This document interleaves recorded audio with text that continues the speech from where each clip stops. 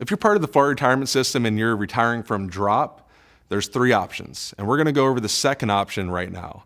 Now, the first option we like to call the I Love Uncle Sam option. If you haven't seen that video, my recommendation is go watch it. But the second option, we like to call it for our firefighter clients, the stop, drop, and roll option. I think it's funny. Our firefighter clients usually don't, but we say it anyways. So what is the stop, drop, and roll option? The stop, drop, and roll option is exactly that. You're gonna stop, drop. A lot of you have to do it.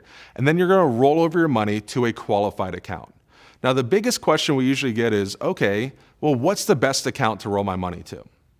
And for the most part, the actual IRA, 403b, 401k, for the most part, it doesn't really matter. What really matters are the investments that are inside of those accounts, because an IRA can be fixed or it could be market-based. It could have high fees, it could have no fees. A 403b could be fixed or it could be market-based. It could have high fees or it could have no fees. Deferred comp, same thing. So what really usually matters is the actual investment. And that's where we can help. We can sit down and say, okay, here's your options at your employer, your deferred comp options, your 403b options. Here's the options outside of your employer, IRA options, other options like that. But there are 2 exceptions to this rule. The first exception is if you're retiring before the age of 59 and a half, you might want to consider using one of your employer options. Now, it depends on how young you retire, but some people can get access to their money at age 55. Some people can get access to their money if they retire at the age of 50. And then some people, firefighters, police officers, can even get access to their money even younger. So my recommendation is you're retiring before the age of 59 and a half, talk to us. Talk to somebody that knows your situation, because a lot of times people deal with retirees that are just, general public. They're used to dealing with 401ks. They're used to dealing with people who are retiring at 65 or 66. And some of you might be retiring at 55, 52, some firefighters, police officers, 48.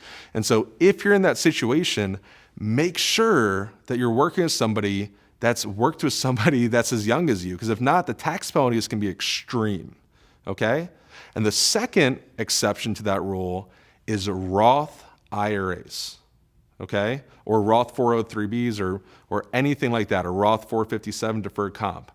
If it has the name Roth and you decide to roll all of your drop money into it, you have picked the I Love Uncle Sam option, because Roths are taxable when you put the money in.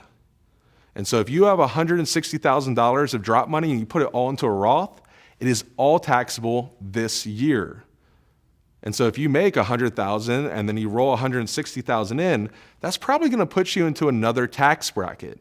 So you want to make sure that if you do put money into a Roth, it should be strategic. We use Roths for a lot of our clients. We think Roths are great accounts, done strategically. Okay, so if you're thinking about that, let us know. So once again, what really matters are the investments, but in certain situations, like if you're retiring before 59 and a half, or if you want to do a Roth, you really need an advanced strategy for those situations.